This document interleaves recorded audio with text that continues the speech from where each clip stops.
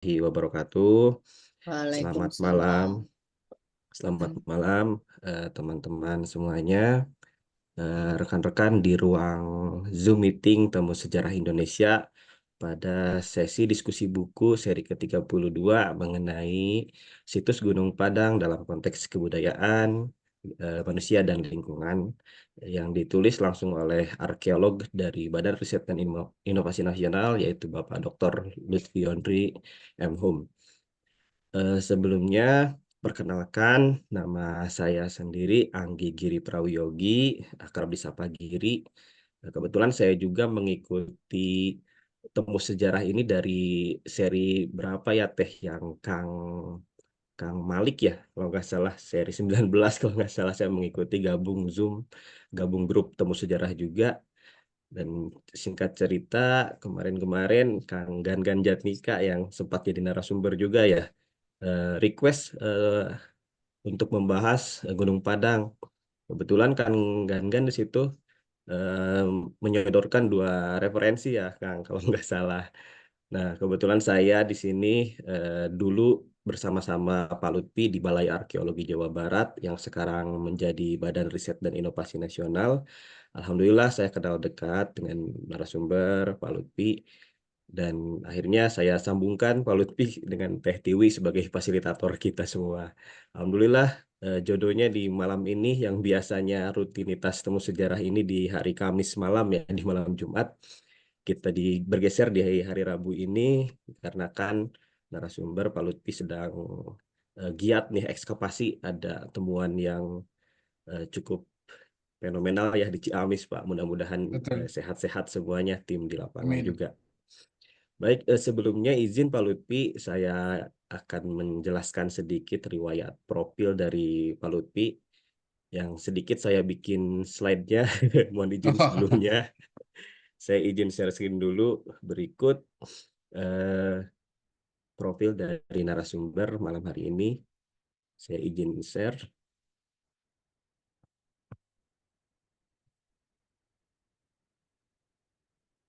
Nah ini Pak Lutfi Yondri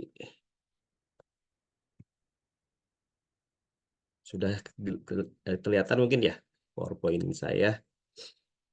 Ini kenang-kenangan bersama Pak Lutfi nih di puncak kayaknya. Saya lupa di puncak ya Pak ya. Ya Pak Lutfi lahir di Bukit Tinggi, Sumatera Barat, menempuh pendidikan dasar hingga menengah di Sumatera Barat juga. Kemudian beliau menamatkan pendidikan sarjananya di Universitas Indonesia, Fakultas Sastra, jurusan Arkeologi dengan skripsi situs bawah parit Kabupaten 50 Kota, Sumatera Barat. Em, Kemudian beliau juga melanjutkan pasca sarjananya di Magister Arkeologi UI di Fakultas Ilmu Pengetahuan Budaya dengan judul tesis Kubur Prasejarah Temuan dari Gua Pawon, Desa Gunung Masigit, Kabupaten Bandung, Provinsi Jawa Barat sebagai sumbangan data bagi kehidupan prasejarah di sekitar tepian Danau Bandung Purba. Kalau nggak salah, saya lupa juga nanti mohon koreksi Pak. Penelitian Gua Pawon ini sudah meluluskan hampir belasan mungkin ya Pak ya, belasan dokter gigi ya Pak ya yang Bapak 70, bimbing. Pak. Waduh, Hampir 70 tujuh nama puluh lagi. 70 orang lebih. 70 dokter gigi dari Ya. situs ini. Wah, luar biasa sekali kan, sangat spektakuler. Kemudian Pak Lutfi menamatkan studi doktoralnya di FIB Unpad dengan bidang kajian budaya dan menjadi predikat cum laude lulusan terbaik program doktoral Unpad dengan karya disertasi berjudul Situs Gunung Padang dalam konteks budaya, manusia, dan lingkungan. Dan sepertinya mungkin dari disertasinya ini yang akan dibedah malam ini ya Pak ya. Wah ini luar biasa Ya. Pak Lutfi dengan cuma-cuma nih berbagi pengetahuan wawasannya. Nanti disimak aja ya teman-teman semua.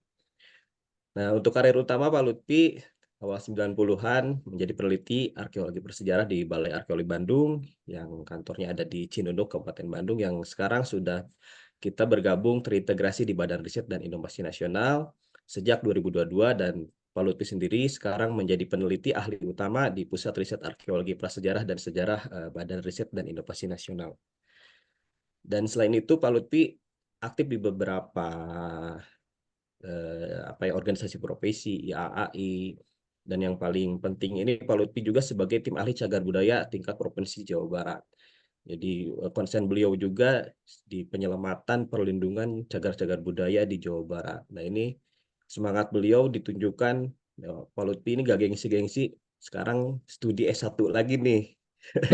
Studi S1 lagi ngambil sarjana hukum. Nah, ini kan benar-benar usaha beliau ingin konsen di penyelamatan perlindungan cagar budaya di Provinsi Jawa Barat khususnya. Ini beberapa data citasi yang diambil dari Google Scholar, sudah terbit 85 artikel oleh beliau dan sudah disitasi banyak, lumayan banyak ya, cukup banyak. Dan kalau data dari ResearchGate ada 13 citasi untuk publikasi terbarunya. Dan publikasi terbaru beliau yaitu ada di 2024 ini ada 3 artikel ya Pak ya, artikel Ya, tingkat terakreditasi internasional ya Pak ya, kalau nggak salah, terakreditasi global. Nah, baik, malam ini kita akan disuguhkan beberapa pengetahuan, kita akan belajar mengenai apa itu Gunung Padang, bagaimana dalam konteks kebudayaan, manusia, maupun dalam konteks lingkungan, langsung nih dari arkeolognya yang sudah puluhan tahun mungkin ya, sudah sampai lebih dari belasan tahun menguliti, ngaguar, kalau kata orang sudah ngaguar Gunung Padang dari sejak tahun 90-an sampai sekarang. Eh, itu saja sekilas profil dari narasumber kita malam ini.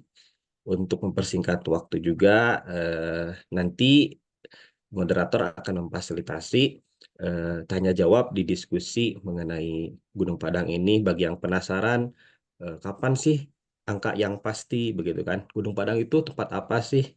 Gunung Padang itu piramid atau Peden Berundak, tempat ibadah atau apa? Nanti bisa langsung tanyakan kepada narasumber kita malam ini. Nanti saya fasilitasi dengan fitur raise hand atau bisa bertanya di kolom chat ruang Zoom meeting ini.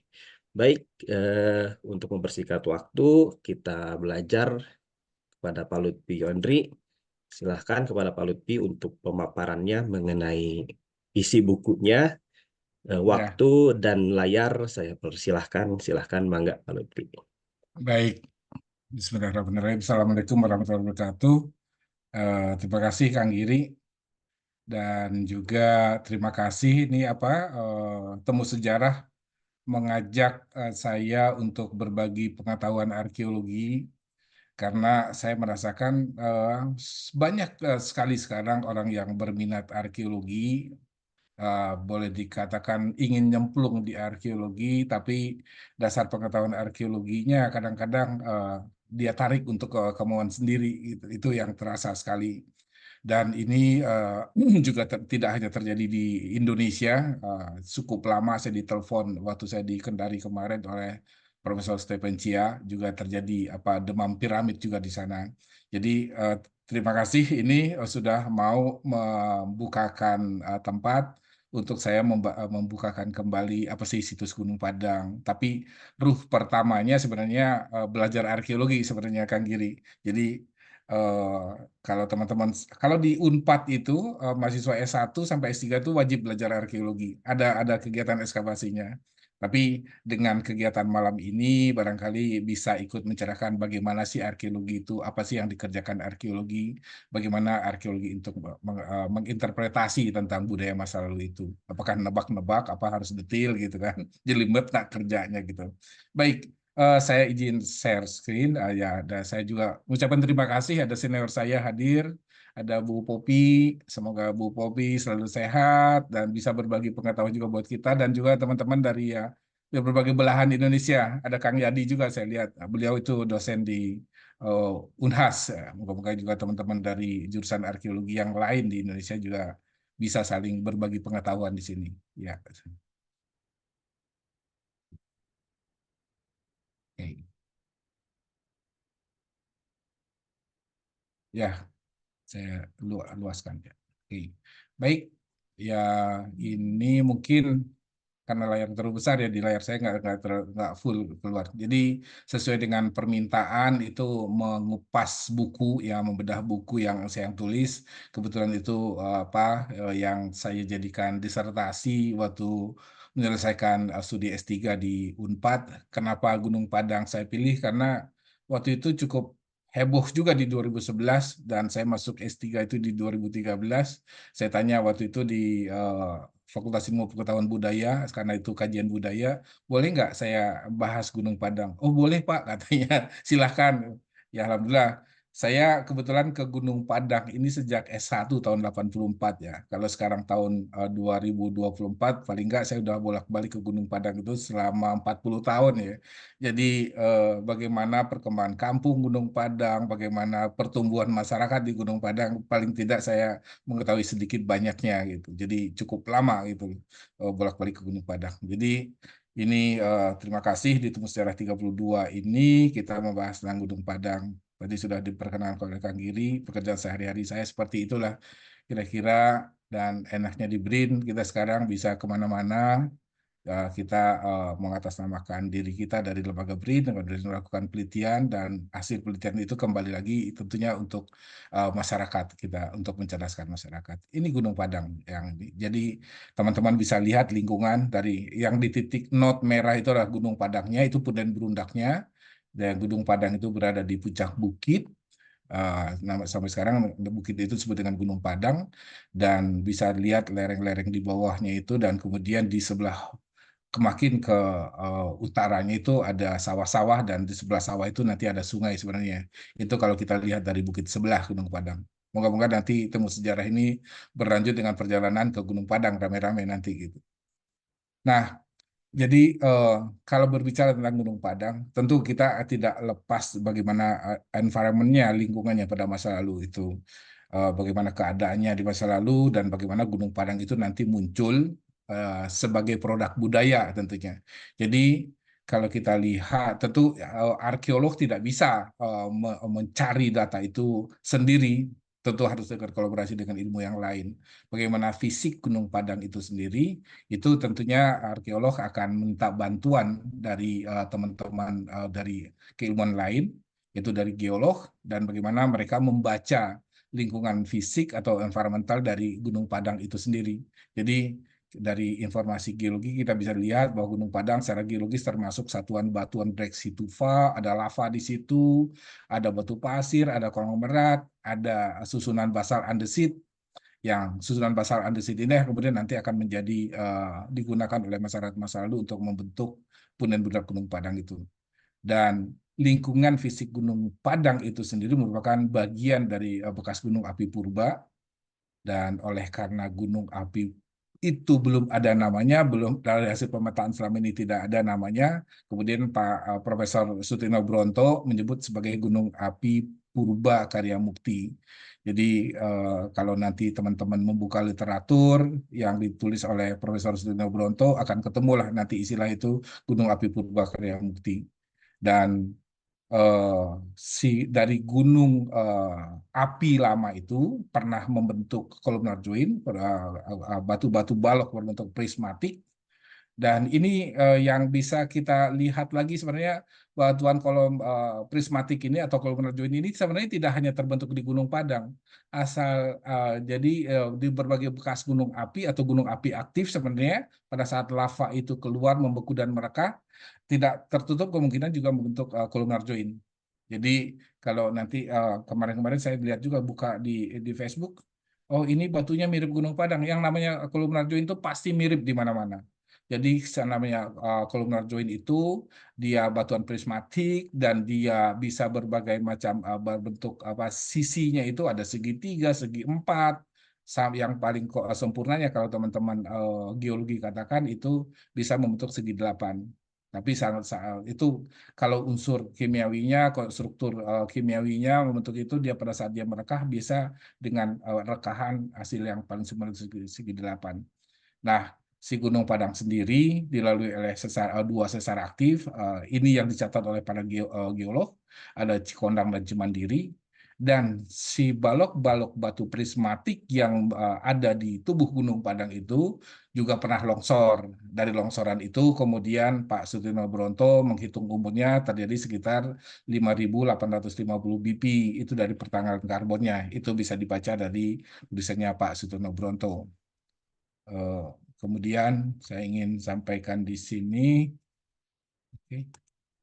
Nah, si Gunung Padang ini beberapa terjadi juga perdebatan eh, tentang catatan pertama tentang Gunung Padang ini. Ada juga yang mempertanyakan apakah Verbeek itu datang langsung ke Gunung Padang atau dia hanya mencatatkan saja. Tapi di catatan Verbeek ini tahun 1891 ini merupakan catatan pertama yang kita peroleh tentang bagaimana bentuk Gunung Padang, susunan Gunung Padang itu dicatatkan oleh Verbeek pada tahun 1891. Tapi pada saat 1891 beliau mencatat itu, beliau juga mengatakan ada Tuan Korte namanya De Korte Besuh Gunung Padang. Jadi Gunung Padang itu pernah ditangani oleh pembesar yang lain namanya Korte pada tahun 1890. Ya mungkin saya lebih setuju Verbeek ini pernah datang ke Gunung Padang dan dia mendengar cerita bahwa ke Gunung Padang itu pernah didatangi oleh Tuan Korte itu. Dan beliau mencatat Gunung Padang itu pada saat itu ada terdiri dari 4 teras, sangat berbeda dengan yang sekarang. Ya mungkin ini dengan penyebutan Gunung Melati ini nama desa, nama kampung di situ. Mungkin saat itu hanya satu-satunya akses pada saat Verbeek datang ke Gunung Padang, besar kemungkinan teras satu itu tertutup semak belukar. Jadi yang terbuka adalah batu-batu di sebelah atas dari teras 5, 4, 3, 2 itu mungkin dia tidak turun sampai ke bawah, sementara di sebelah utaranya itu selain ada teras satu dan kemudian sebelah bawahnya ada sumur di sebelah bawahnya itu. Dan catatan yang sama seperti ini kemudian dicatat juga oleh Chrome. Nah, saya sangat yakin Chrome ini hanya mencatatkan kembali apa yang dibuat oleh Verbeek. Dan eh, cukup lama, ada beberapa teman juga menyampaikan sebenarnya di 1930 ada foto yang dibuat oleh orang asing tentang Gunung Padang, tapi tidak ada uraian seperti yang dibuat oleh Verbeek maupun Krom. Dan Gunung Padang ini dari yang saya lihat sejarahnya bagaimana kemudian muncul kembali ke permukaan dalam ranah pengetahuan itu sejak 1979 setelah Gunung Padang itu dilaporkan oleh 3 tokoh di sana, ada Pak Endi, Pak Soma, Pak Abidin. Kalau nggak salah Pak Abidin ini masih ada yang itu. Dan ini merupakan orang-orang tua dari yang teman-teman sekarang yang menjadi tenaga pemelihara di Gunung Padang, ya disebutnya juru pelihara ya. Dan oleh pemerintah mereka diangkat dan rata-rata menjadi PNS di situ lewat sebagai juru pelihara Gunung Padang itu. Sejak 1979 itulah kemudian Gunung Padang diperhatikan oleh pemerintah, diangkat kembali, dideskripsikan. Dan saya bisa menyampaikan ke teman-teman, ini kira-kira tahun 84 keadaan Gunung Padang, dan 84 ini yang baju merah itu almarhum Bu Bintarti, kemudian yang bertopi sebelah bawah itu almarhum RP Suyono, dan di belakang beliau itu adalah teknisi-teknisi yang semua beliau sudah tidak ada. Jadi kalau sekarang kita ke Gunung Padang, jalan setapak yang dilalui oleh almarhum Bu Bintarti maupun Pak RP Suyono sekarang sudah disusun balok-balok batu menjadi tangga. Dan jadi batu-batu yang ditemukan di sekitar itu kemudian disusun menjadi tangga itu sekitar tahun 2003-2004 dikerjabaktikan menyusun itu. Jadi tahun 84 ya kalau teman-teman dahulu sempat melihat foto-foto ya keadaannya tidak serapi yang sekarang ini gitu. Dan ini tahun 85 mulai dilakukan pemetaan, penggambaran, dan ini dari hasil penggambarannya digambar lingkungannya sangat detail sekali, bisa dilihat seperti ini. eh, Peta kontur dihasilkan, bagaimana struktur yang ada di Gunung Padang, tapi rata-rata semuanya jadi kalau naik ke Gunung Padang bisa dilihat di sebelah gambar kanan itu ada T1, ini saya kursorkan di sini. Ini adalah tangga yang masih susunan asli sejak tahun 79 yang digambar oleh para teknisi pada saat itu sampai ke teras 5. Tapi topografinya juga digambar detil, sangat detil di lingkungan sekitar yang si Kampung Gunung Padang sekarang.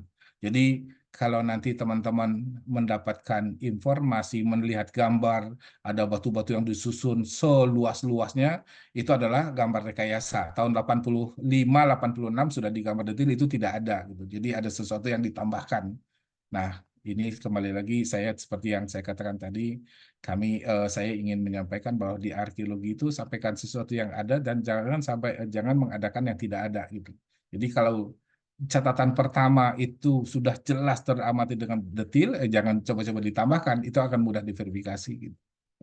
Nah, ini Gunung Padang Teras 1 itu dalam pemandangan yang cukup bagus kalau seandainya teman-teman datang ke Gunung Padang pagi hari, itu dari teras 2, dari teras 5 sebenarnya teras yang paling tinggi akan terhampar pandangan garis lurus ke puncak Gunung Gede.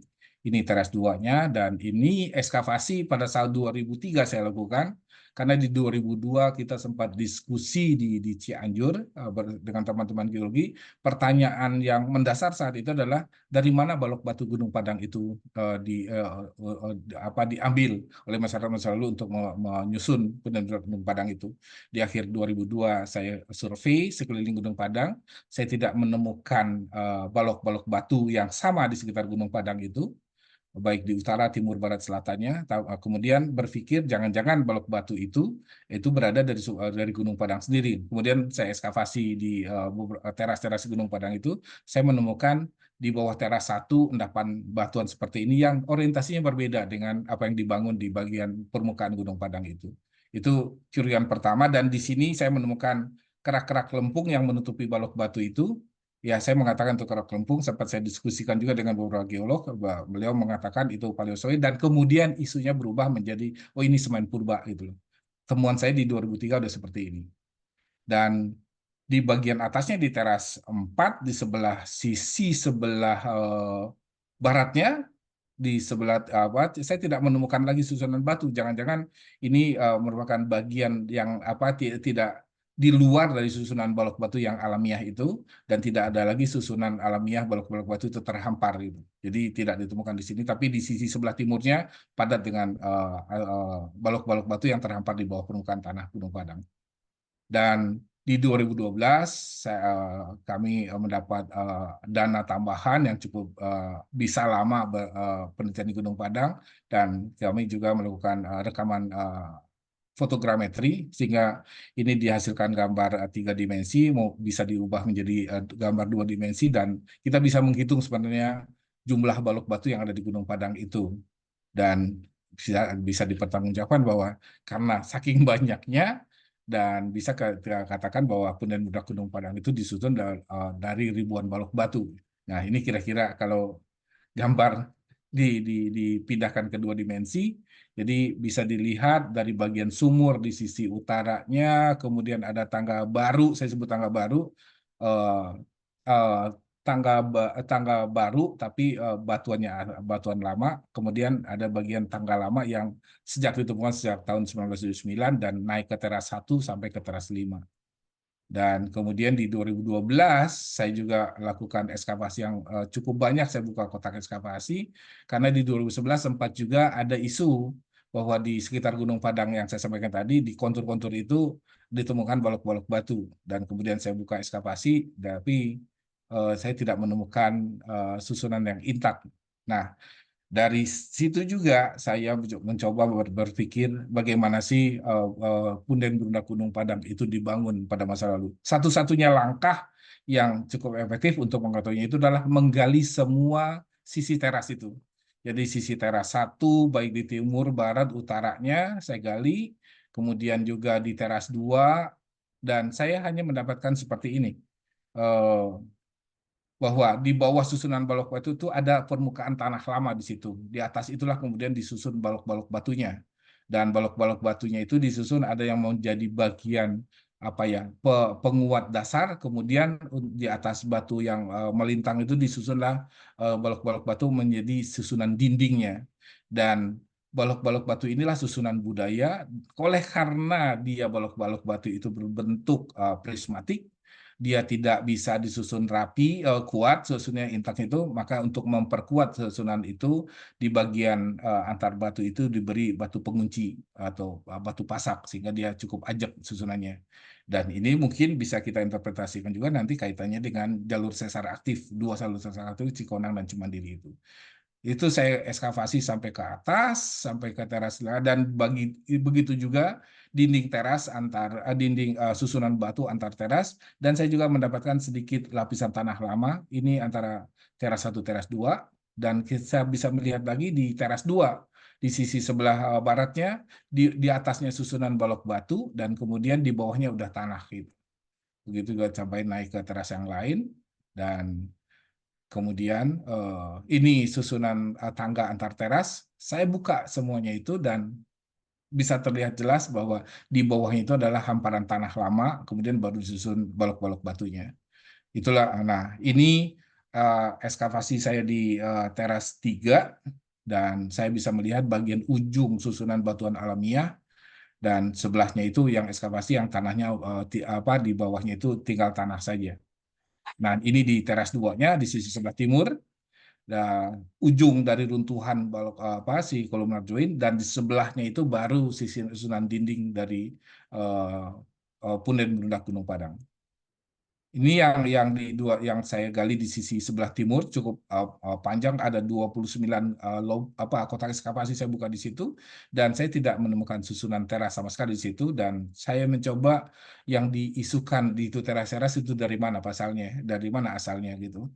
Dan saya dapatkan petani mengolah tanah di sana yang menanam palawija, dia mengaku sendiri bahwa bagian susunan batu yang ada di permukaan itu merupakan mereka singkirkan pada saat mereka butuh lahan untuk bercocok tanam dan itu tidak berlanjut ke sisi yang lain, hanya beberapa lokasi yang mereka olah saja pada saat itu. Dan bisa kita pahami bagaimana hubungan antara lingkungan masa lalu dengan lingkungan budaya yang terbentuk di puncak Gunung Padang itu dengan bentuk punden bundak itu. Jadi di bawah teras 1 terhampar itu sumber batuannya, itu berlanjut ke teras 2 di balik dinding teras 2 dan terus ke teras 3 teras 2 kemudian teras 3 dan di teras 5 sudah tidak ada dan itulah kemudian kita harapkan bagaimana interpretasi geologi tentang bagian bawah Gunung Padang itu. Dan saya bisa menyusun seperti ini, bagaimana susunan yang alamiah mengalami transformasi, dan di bagian atas kita melihat bagaimana susunan budaya yang disusun dalam bentuk punden berundak di puncak Gunung Padang itu. Dan inilah yang untuk menjawab bahwa di tengah Gunung Padang, ya di lingkungan masyarakat Gunung Padang itu memang ada legenda tentang sumber batu, tapi itu kan harus diverifikasi oleh para ilmuwan, ya salah satunya arkeolog. Dan disitulah kemudian bantuan geolog didapatkan. Pertama yang menganalisis itu adalah almarhum Pak Tony Yubiantono pada tahun 1906-97. Bagaimana kita bisa mendapatkan pengetahuan bahwa batuan di Gunung Padang itu berbeda dengan batuan yang ada di lingkungannya. Jadi kita bisa lihat komposisi kimiawinya, sumber-sumber itu batuan yang dari luar Gunung Padang itu disebut dengan quarry.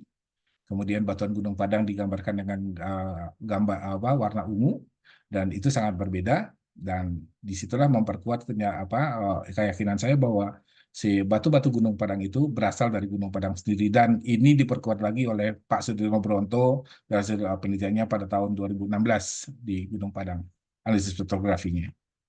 Nah, dari sumber batuan itu, inilah bagaimana kira-kira manusia pada masa lalu itu membuat punden berundak. Jadi perilaku manusia di balik punden berundak Gunung Padang itu. Ya, karena kita bisa mengamati dari teras 1 sampai teras 5 itu ada perbedaan ukuran batu, perbedaan bobot batu yang didirikan di situ. Jadi inilah kira-kira bagaimana kita menerapkan pengetahuan tentang teori central place atau teori energi dengan patokan semakin jauh dari pusat itu semakin banyak energi untuk digunakan untuk memindahkan atau semakin jauh dari pusat budaya semakin kecil sisa-sisa budaya yang bisa ditemukan. Jadi batu-batu itu mereka temukan, kemudian mereka pilih, kemudian mereka pilah, kemudian mereka pindahkan, dan kemudian mereka susun punden beludak, dan terakhirnya mereka gunakan. Itu kira-kira tahapan bagaimana perilaku manusia di balik punden beludak Gunung Padang itu yang saya coba susun. Barangkali teman-teman pada saat nanti ke Gunung Padang, barangkali ada pemahaman baru untuk menambah, mendekonstruksikan lagi, ya silahkan saja. Tapi ini kira-kira tahapan yang sementara yang saya dapatkan di Gunung Padang itu. Tapi yang bagian terakhir setelah digunakan pasti ditinggalkan ya.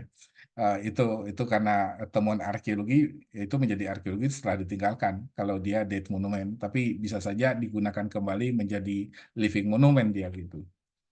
Dan kita coba menyusun kembali struktur Gunung Padang untuk mengetahui bagaimana perilaku masyarakat eh, masa lalu membuat Gunung Padang itu. Jadi ada sumur di bagian bawah, ada tangga utama, ada di kita sebut klasifikasi, ada dinding, ada pembatas teras, ada tangga teras, dan ada halaman teras, dinding dan pembatas halaman. Itu kita coba deskripsikan, kita coba lihat pola-polanya karena kita ingin melihat. Ini bagian pertama paling bawah pada saat kita Gunung Padang ada sumur.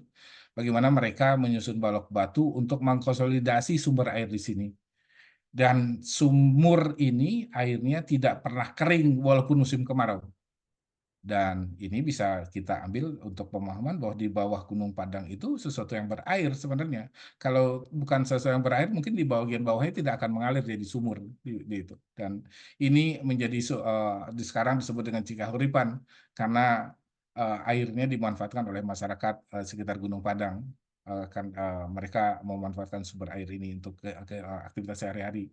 Kalau di foto ini hanya satu selang, mungkin kalau saat sekarang teman-teman ke Gunung Padang bisa belasan selang di situ. Ini satu pemikiran bagaimana itu cukup satu selang yang tertutup, kemudian dialirkan ke tempat yang lain, dikonsolidasi, mungkin baru disebarkan ke rumah-rumah sehingga tidak merusak pandangan. Itu kemarin hasil diskusi saya di 2 minggu yang lalu ke Gunung Padang. Ini tangganya, tangga utama. Ini sejak 79 ditemukan, tangga ini tidak pernah berubah seperti ini, yang saya katakan sebut tangga utama dengan susunannya masih asli.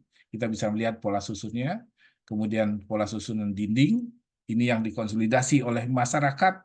Mereka bagaimana penetrasi terhadap lereng miring, kemudian lereng miring itu mereka susun batu, mereka susun dan susunan batu itu ajak sampai sekarang. Dan itu di semua sisi, baik di sisi barat, sisi timur, ada juga susunan tangga antar teras, tahun 80-an mungkin kalau Pak Nanang Sukmana hadir, dia masih punya dokumentasi yang susunan tangga ini cukup bagus fotonya, tapi karena fotonya cukup tidak terlalu bagus, tapi masih bisa kita lihat bahwa tangga ini cukup bagus di tahun 80-an, kemudian bergerak dan tidak bisa lagi dilalui sekarang. Ini sekarang diberi garis pembatas, kalau teman-teman datang ke Gunung Padang harus ke sisinya, tidak boleh lewat di sini untuk naik ke teras 2. Nah, ini dan ini saya sampaikan tadi bagaimana eh, keadaan struktur tanah di bawah permukaan itu harus diamati. Dan pada saat ekskavasi di 2012, saya juga membuka batu berdiri. Saya tidak melihat ada perbedaan membuat lubang terlebih dahulu pada saat di sisi batu ini, yang bisa kita katakan bahwa batu ini didirikan bukan digali lubang kemudian ditaruh dipadatkan, tapi batu ini besar kemungkinan dipinjamkan untuk bisa berdiri pada masa lalu itu. Dan ini temuan-temuan sampingnya untuk kita temuan di hasil ekskavasi. Mungkin kalau orang orang biasa tidak tahu ini kalau tidak melihat utuhnya. Ini batu ini pada tahun 82 ketemu cukup utuh, tapi pada saat ekskavasi 2012 saya menemukan sisanya seperti ini. Jadi gambar yang di backgroundin kain marun ini dengan tahun 82 seperti inilah bentuk yang lain yang ditemukan utuh di Gunung Padang. Jadi ada batu pipisan, ada batu gandik, ada tembikar di sana, dan bisa dengan teman-teman seperti ini bisa diperkirakan paling tidak ini kapan budayanya. Tidak mungkin batu pipisan ini hadir di 27.000, 16.000, manusia belum kenal ini. Atau tembikar ini hadir di situ, tidak belum terjadi apa-apa. Belum ada kehidupan yang mendukung budaya ini dengan umur ribuan-ribuan tahun yang kalau kita korelasikan dengan temuan yang ada di Gunung Padang. Nah, ini sekali lagi pada saat ini pelajaran arkeologi buat teman-teman sejarah pada saat kita ingin tahu mencari umur sesuatu, Kita tidak bisa sembarang mengambil sampel, sampel yang digunakan oleh para arkeolog untuk analisis itu ada 4 variabel yang harus dipenuhi. Eh, jadi kita mencari bendanya, kita ketemu bendanya, di balik bendanya ini kita bertanya umurnya kapan. Nah, kalau dari bendanya itu tidak bisa kita dapatkan umurnya, kita cari sampel untuk dianalisis pertanggalannya. Dan sampel itu punya syarat di arkeologi. Harus berada di matrik yang sama, media fisiknya harus sama. Sampel itu harus berada di lokasi yang sama. Kemudian dia dalam satu asosiasi.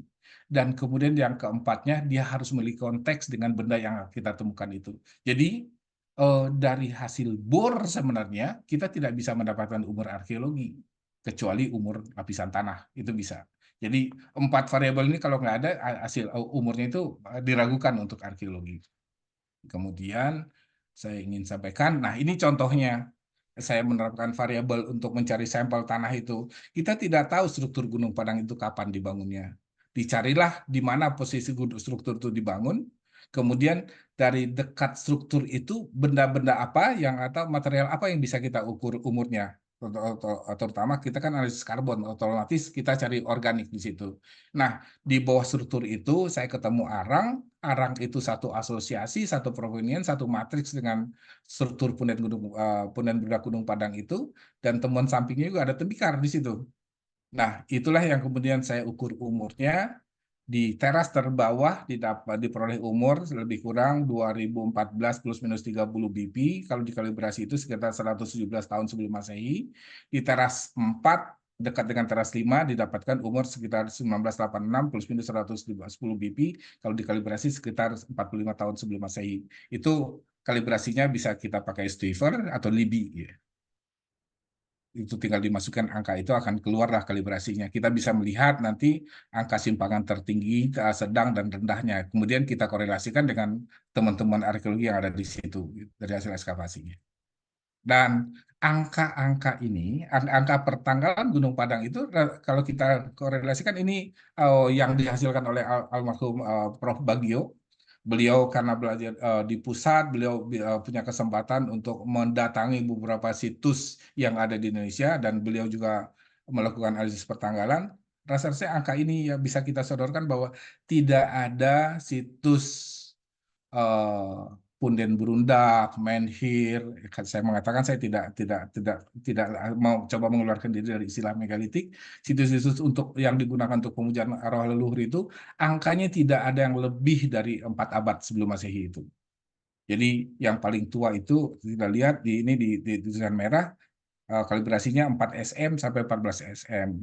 Ada lagi yang Gunung Padang di apa di Pasir Angin itu 1 SM sampai 1 Masehi. Tidak ada yang lebih dari itu. Dan si Gunung Padang itu umurnya di 117 ya paling tidak di sekitar 2 SM kalau kita bulatkan dia ke atas ya. Kalau dibulatkan ke bawah berarti satu abad sebelum Masehi gitu karena 100 tahun gitu ya. Kemudian saya ingin sampaikan nah, bagaimana mereka menggunakan situs Gunung Padang itu dan kalau saya dari foto yang saya sampaikan tadi orientasinya garis lurus ke puncak Gunung Gede. Inilah konsep yang disampaikan oleh beberapa Sudes Walls itu tentang konsep Mountain of God atau dia sebut juga dengan konsep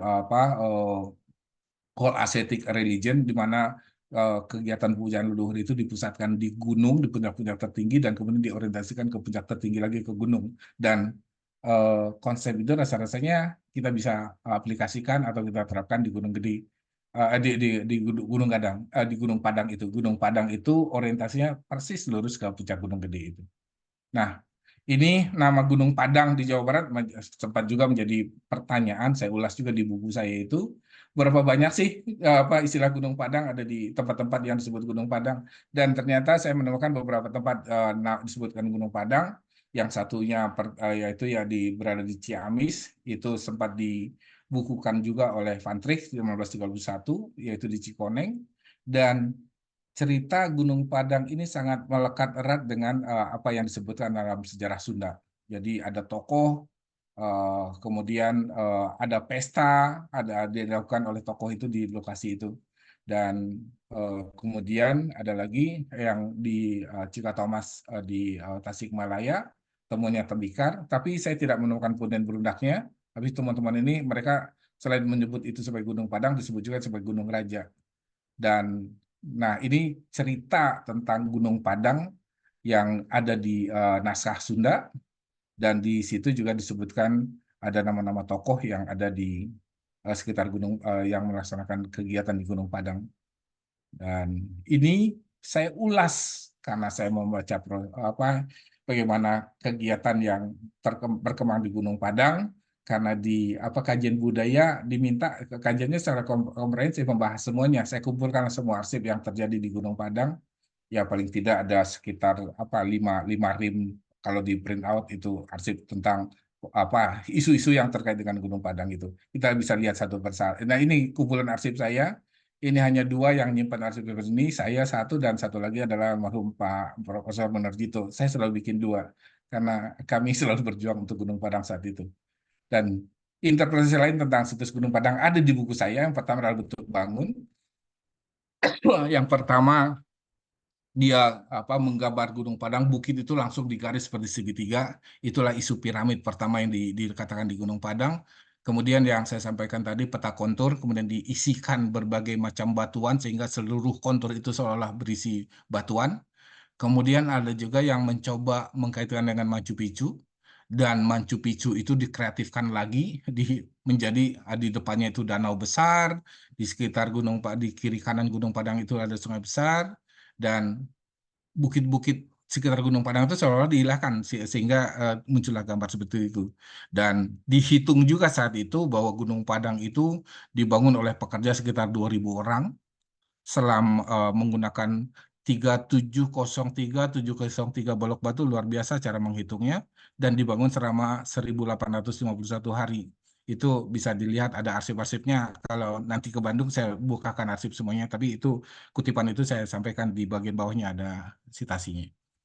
Dan ini bisa kita bandingkan sebenarnya apa yang dilakukan oleh para senior, para pendahulu yang mendeskripsikan Gunung Padang, yang memetakan situs Gunung Padang di tahun 86 itu tidak ada, di 2013 itu ditambahkan seperti ini.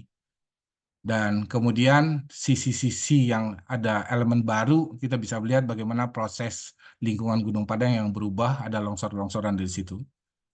Nah, ini kira-kira gambar yang kalau kita perbesar gambar tadi, ini dengan bentuk punden berundak Gunung Padang dengan dinding yang super tinggi, bisa dibandingkan nanti dengan hasil ekskavasi yang saya lakukan, yang kemudian saya masukkan dalam buku saya itu. Nah, ini ekskavasi saya, tidak ada dinding yang super tinggi seperti itu, dan di bawah teras Gunung Padang yang kita lihat sekarang itu sudah ada langsung bersentuhan dengan lapisan tanah, dan lapisan tanah itulah permukaan lama dari Gunung Padang sebelum punden berundak itu dibangun. Nah, ini kira-kira yang tadi dikatakan jumlah itu, dan itu terbit di media, dan kita bisa cari di media itu, terutama di Viva News ya, banyak arsip-arsip tentang Gunung Padang pada masa itu. Dan nah, ini saya ingin sampaikan pada saat bagaimana kita mengekskavasi Gunung Padang. Kita tidak bisa sembarangan. Pada saat kita membongkar, kita harus tanggung jawab lagi mengembalikannya. Dan bagaimana recording harus betul-betul dilakukan apa dilakukan secara seksama oleh para penggalinya itu sendiri gitu. Tidak sembarangan batu itu digali, dan tidak sembarangan juga batu itu dikembalikan gitu. Dan pada ini dengan eskapasi seperti itu, ini moga-moga Mas Profesor Hari Widianto hadir ini. Dan ini kutipan yang saya dapatkan dari Twitter saat itu, dan di Direktur PCBM Pelestarian Cagar Budaya dan Museum itu juga dikutipkan dikatakan beliau menyaksikan bangunan raksasa di situ, tapi beliau juga kemudian memberikan komentar bahwa seperti yang saya tuliskan di bagian merah itu.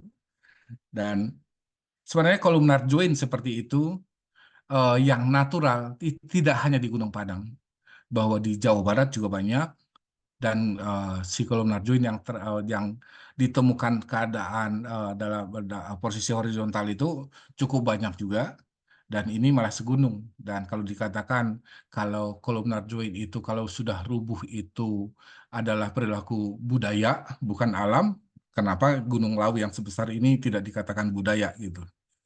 Nah, ini pertanyaan kabur tentang Gunung Padang. Ini menjadi penting saya sampaikan tadi apa gambar yang ditinggalkan warisan dari Pak Oti, almarhum Profesor Mondragito.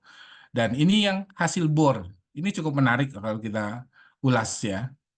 Bagaimana pertanggalan lapisan tanah itu bisa kita lihat di sebelah kanan gambar ada ada kedalaman -7,5 meter, -8 meter. Inilah konsep stratigrafi yang harus dipatuhi sebenarnya pada saat kita melihat.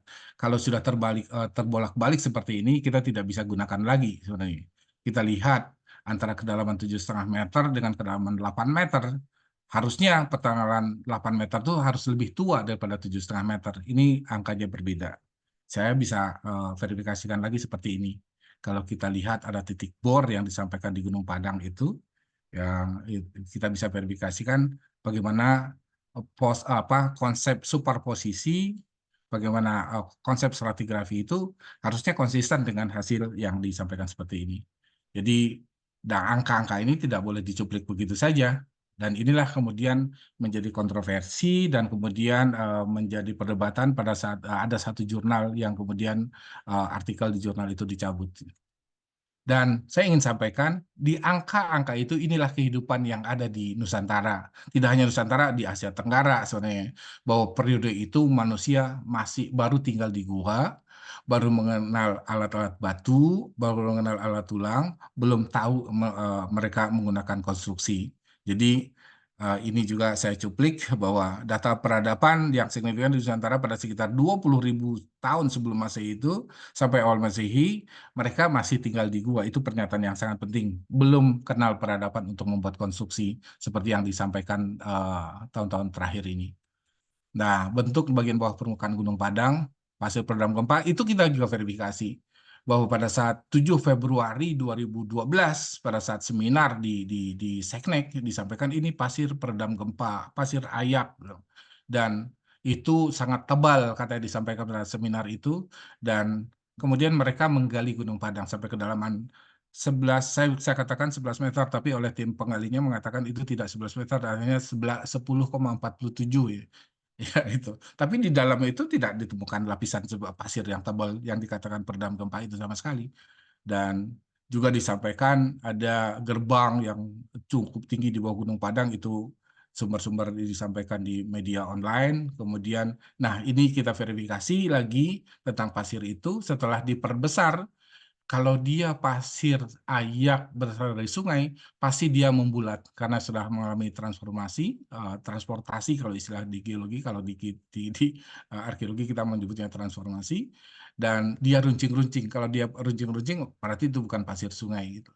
Kemudian disebutkan juga yang saya katakan pada saat saya ekskavasi itu ada yang saya sebut kerak lempung, kemudian paleosoil oleh para geolog mengatakan yang lain, tapi yang satu para geolog yang lain itu mengatakan semen purba dengan umur 13.000 sampai 23.000 tahun yang lalu itu yang dipublikasikan. Kalau kalau ini pertanyaan buat arkeolog, kalau dia semen itu kan semen itu campuran dari berbagai macam material ya. Kalau sudah jadi semen, pasti dia jadi satu warna. Tapi pada saat kita amati, diperbesar, amati kasih apa mata telanjang aja, itu kita bisa melihat seperti lapis legit itu. Ini merupakan yang oleh para geolog, oleh Pak Sujatmiko disampaikan, inilah contoh dari pelapukan mengulit bawang yang terjadi pada balok-balok batu Gunung Padang itu. Saya terusin aja ya. Oke, karena kupas buku ya dari halaman 1 sampai halaman terakhir ini. Dan ini isu-isu yang lain bahwa dari penggambaran di Gunung Padang itu kemudian dikatakan itu gambar kujang gitu loh. Dan mungkinkah gambar ini mempresentasikan kujang itu otomatis bagaimana igawan yang dilakukan oleh pembuat mengilusikan aja gambar itu. Kenapa nggak gambar biru juga dibuat seperti apa gitu, hanya mencoba membuat seperti ini. Dan ini yang interpretasi dikatakan bahwa di dalam Gunung Padang itu ada ruangan, dan ruangan tadi disampaikan itu ada juga yang menginterpretasikan itu chamber yang kemudian disebut sebagai reaktor pembangkit listrik, yaitu reaktor hidroelektrik katanya.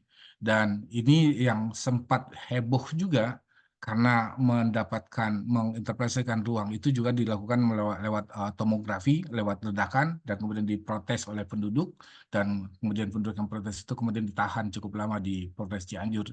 Dan ini yang ingin saya sampaikan juga di dalam buku saya itu, kalau di ruang atau ruangan. Ya, jadi itu dua istilah yang berbeda pada saat kita menginterpretasikan secara budaya. Kalau dia ruang itu bisa alamiah, tapi kalau ruangan pasti artifisial, dibuat oleh manusia. Tentu dicari lagi kapan manusia itu membuat ruangan itu. Buat apa? Gunanya buat apa? Kapan dan menggunakan bahan apa? Dan ini saya coba juga berdiskusi dengan para geolog. Kalau warna-warna ini tidak satu interpretasi sebenarnya, bisa bermacam-macam. Tapi yang merah ini rata-rata disebut sebagai sesuatu yang masif gitu. Ya, tapi dengan adanya aliran air di bawah kaki Gunung Padang, barangkali ini berkaitan dengan sesuatu yang basah ya, di bawah Gunung Padang itu.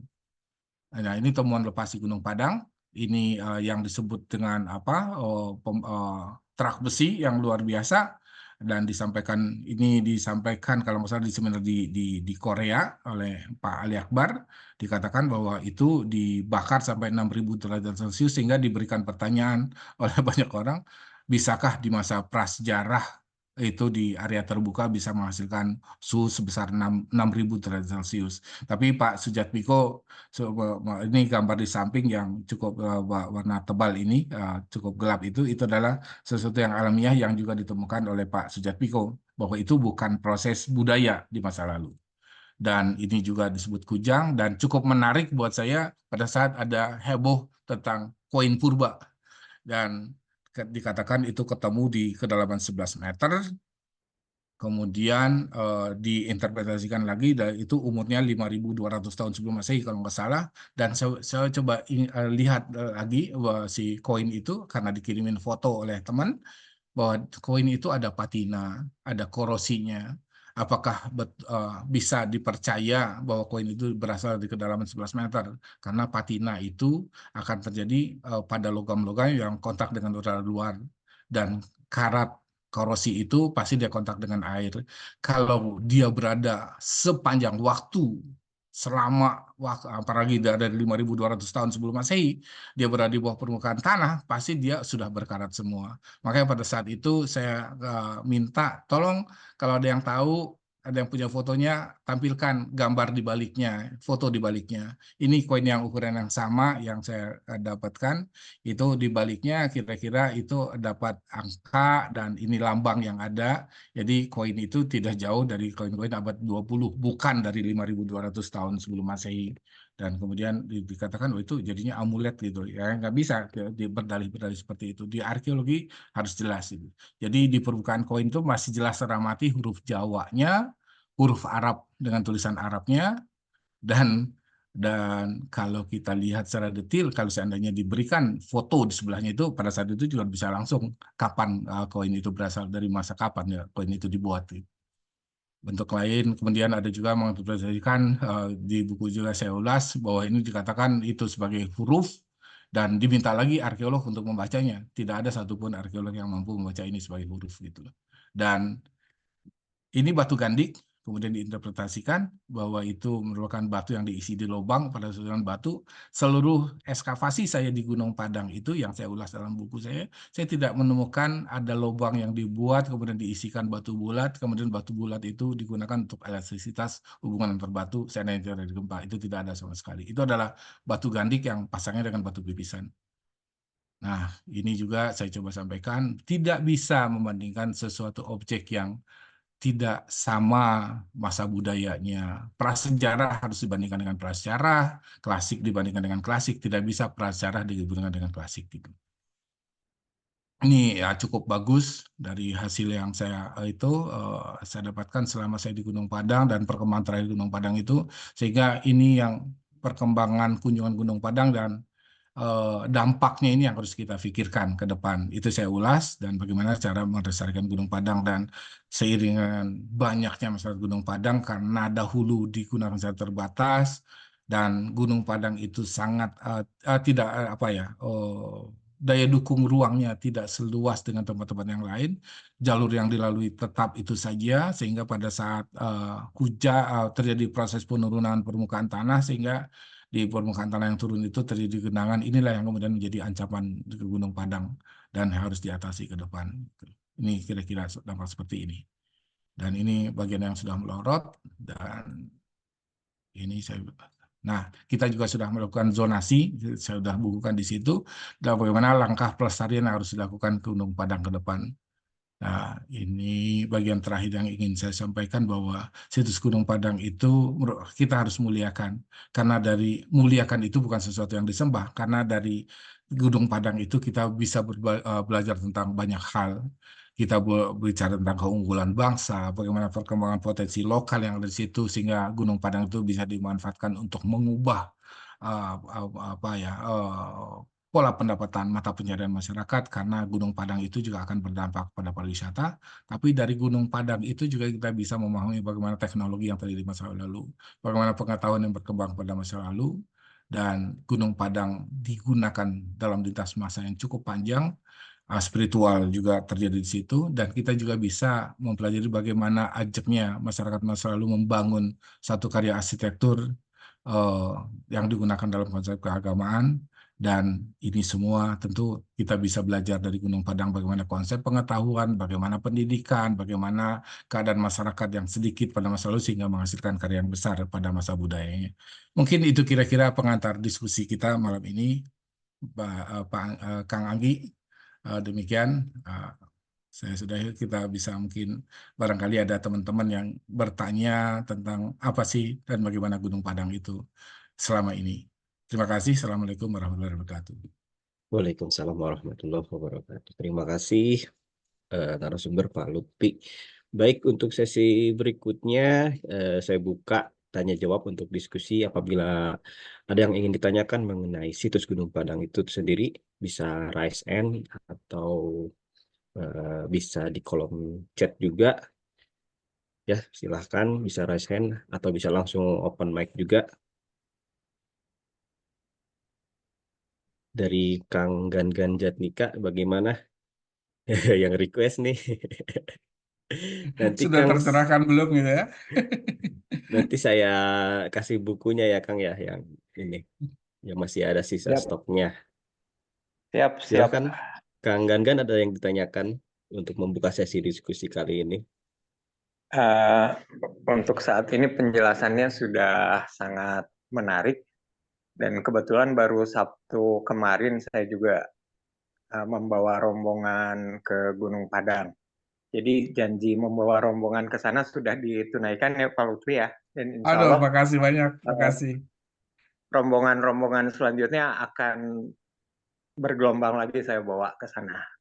Paling Ah, dekat tuh nanti tanggal 5 Oktober oh, sudah Alhamdulillah. Kalau lagi. mereka ingin buku PDF-nya kasih Kang, itu buat menjawab penasaran mereka. Iya Pak, Karena saya sudah PDF-nya. tidak mencetak. Nah, yang menarik itu adalah dari peserta ada yang bertanya-tanya dan mengaitkan situs Gunung Padang ini dengan mitologi Atlantis yang hilang, peradaban Hmm. Atlantis. Nah, itu bagaimana Pak? Ya, ya, sebenarnya di 2010 kalau nggak salah kita sempat diskusi ya pada saat acara Reinventing Sunda. Jadi di Bogor saat itu, ya masanya Kepala Dinasnya Pak Heriwan, ada acara Reinventing Sunda. Dan di situ pertama kali buku Atlantis itu dijual ya. Apa bukunya apa? Eh, aduh, yang dibikin oleh Aryo Santos itu. Aduh, kok saya lupa judul bukunya. Dan eh hampir berapa orang muridnya Pak Aryo Santos presentasi. Pada saat itu mereka sebenarnya ingin melakukan penelitian di Indonesia, terutama di Pulau Jawa, dan mereka simpulkan Pulau Jawa itu adalah tempat terendamnya Atlantis. Dan dia sampaikan pintu gerbangnya itu di Laut Banda. Saat itu saya kebetulan kepala kantor beli buku itu, saya baca cepat, dan di halaman berapa ya, di halaman 29 atau 30 dia katakan bahwa the real location of Atlantis is Indonesia, dia sampaikan di situ. Tapi tidak ada data yang dia suguhkan di situ, data penguat kalau dia itu adalah nyata-nyata lokasi Atlantis. Dan pada saat mereka presentasi, saya tanyakan apa bukti yang bisa Anda sodorkan dari chapter yang Anda buat di buku ini, saya bilang. Bertujuh mereka meyakinkan itu tidak ada satu jawaban, dan itu ditengahi oleh Pak Profesor Ajat dari Unpad. Beliau sampaikan bahwa di Laut Jawa itu adanya sungai-sungai purba, tidak ada budaya yang terendapkan di situ gitu, dan tidak mungkin ada Atlantis di Laut Jawa gitu. Dan Gunung Padang tidak bisa dikaitkan dengan Atlantis. Ya kita harus cari betul Atlantis itu umurnya kapan, seperti apa produk budayanya, dan sementara Gunung Padang kita kan sudah punya kronologinya. Bagaimana untuk Gunung Padang? Apakah seperti itu produk di Atlantis? Samakah dengan Gunung Padang? Sampai sekarang saya tidak bisa menghubungkan sama sekali dan tidak ada data-data. Sementara Atlantis itu masih tanda tanya sampai sekarang. Gitu, Kang. Iya, Pak. Siap. Terima kasih. Sama-sama, Baik, Kang. terima Ya. kasih Kang Gan Jatnika. Tambahan, itu Mangga sementara silakan. Indonesia unggul 4-0, Pak. Waduh, Alhamdulillah. alhamdulillah. Jadi Baik, sebenarnya Ya, gini, dilanjut. Kang. Ya, Pak. Jadi kita tidak harus mencari, oh ini lebih tua di dunia. Kita harus mencari keunikan. Bahwa Indonesia itu punya keunikan. Kalau di daerah lain tidak ada yang membangun pusat pemujaannya di puncak gunung seperti itu, kita punya gitu loh. Bagaimana kearifan yang dimiliki oleh masyarakat Indonesia berada di daerah yang rawan bencana, tapi dia bisa menghasilkan produk seperti itu. Tidak harus lebih tua, tapi mereka lebih unik. Itu yang lebih penting buat saya. Kalau saya ingin mengatakan. Begitu juga nanti ada produk-produk budaya di Indonesia yang selalu dikatakan, oh kita harus lebih tua, oh punya kita lebih tua. Tidak harus seperti itu sebenarnya. Kalau dia lebih tua ya kita sampaikan lebih tua, tapi tidak harus kita paksakan dia lebih tua. Ini kenyataannya pada saat dilihat hasil datingnya yang terbolak-balik kemudian jadi perdebatan di dunia, kemudian hasil dating itu menyebabkan tulisan itu ditarik, itu kan juga sesuatu yang tidak meyakinkan untuk disampaikan ke dunia. Tapi kalau kita katakan bagaimana masyarakat kita, nenek moyang kita beradaptasi di puncak gunung, membangun tempat-tempat ibadahnya, tidak ada di tempat yang lain, itulah kita paling unik di dunia gitu. Ya, Nggak berarti. terima Nah, kasih, Pak. sama-sama, Kak. terima terima kasih Kang Gan. Baik, Pak Lutfi, selanjutnya ada pertanyaan ini dari kolom eh, chat pesan dari Bapak Kata Ivankov dari Oh, Aikopos Cata Indonesia. Ivanov. Cata Iko, ya. Ah, Terima kasih Pak Lutfi. Maaf, selain mitologi dan cerita lisan, apakah ada bukti arkeologis yang menunjukkan adanya hubungan antara kerajaan Sunda awal dengan situs Gunung Padang? Di wilayah hmm. yang lebih luas, apakah Punden Berundak Sunda ada kaitannya dengan agama Hindu Sunda? Nah, Nah, silahkan langsung dijawab aja, Pak. baik. Jadi untuk Gunung Padang yang ada di Cianjur, saya tidak mendapatkan info kaitannya dengan sejarah Sunda ya. Tetap dalam baik naskah-naskah Sunda kuno ya itu di buku saya itu sudah saya sampaikan, dan tidak berkaitan dengan Gunung Padang di Cianjur, tapi Gunung Padang yang lain itu berkaitan. Eh, dan ada nama-nama Gunung Padang yang lain di Jawa Barat yang terkait dengan Sunda itu, dan kemudian terkait dengan Punden Brundak. Ya jadi kita sekarang mungkin udah dibatasi administrasi ya, Jawa Barat, Banten, kalau dulu Jawa Barat semua. Nah, masa klasik ya cukup menarik gitu. Jadi tempat-tempat kuda dan berundak yang lain, jadi masa klasik ini tentu ditandai oleh ornamen-ornamen atau jejak sisa-sisa budaya klasiknya, material karsetnya yang lain gitu loh. Contoh kasus ada punden berundak di di Tugu Gede, di Cengkuk itu ada punden berundaknya. Kemudian di situ ada menhir besar. Nah di menhir itu, dekat menhir besar itu ada arca. Nah itu yang mengkaitkan dengan Hindunya di Sunda. Kemudian di tempat yang lain, mungkin kalau kita jalan ke selatan dari Gunung Padang, dekat Naringgul, perbatasan Cianjur dengan Cianjur Selatan itu, kita juga ada Punden Berundak. Di situ juga ada arcanya, ada Batur Punden dan ada arca. Kemudian kalau kita datang ke Banten Selatan, yang sekarang udah jadi provinsi sendiri, ada namanya situs Lebak Cibeduk. Itu Punden Berundak cukup luas juga, dan di situ ada indikasi tulisan. Nah, tulisan di kita paling tua kan berasal dari era klasik ya, dengan adanya prasasti segala macam. Dan Ada punden-punden, tapi di punden benak Gunung Padang saya tidak menemukan indikasi terkait dengan sejarah Sunda itu. Klasik Sunda saya tidak dapatkan. Tapi barangkali pernah digunakan di era klasik Sunda itu bisa saja terjadi. Karena tembikar itu lintas zaman, batu pipisan itu lintas zaman. Tidak tertutup kemungkinan itu ada. Tapi yang nyata-nyata terkait langsung dengan artefak di masa klasik yang terkait dengan punden berudak kita bisa dapatkan di situs Tugu Gede Cengkuk, kemudian juga di Lebak Cibeduk, punden berudak Lebak Cibeduk, atau juga di Pangguyangan. Nah, tapi Pangguyangan tidak begitu nyata seperti kita lihat di Tugu Gede maupun di Lebak Cibeduk. Itu Pak Cata. Ini nanti minggu depan ini tanggal 19-23 kayaknya kita akan ketemu Pak Cata nih di Cipanas. Ya baik, terima kasih.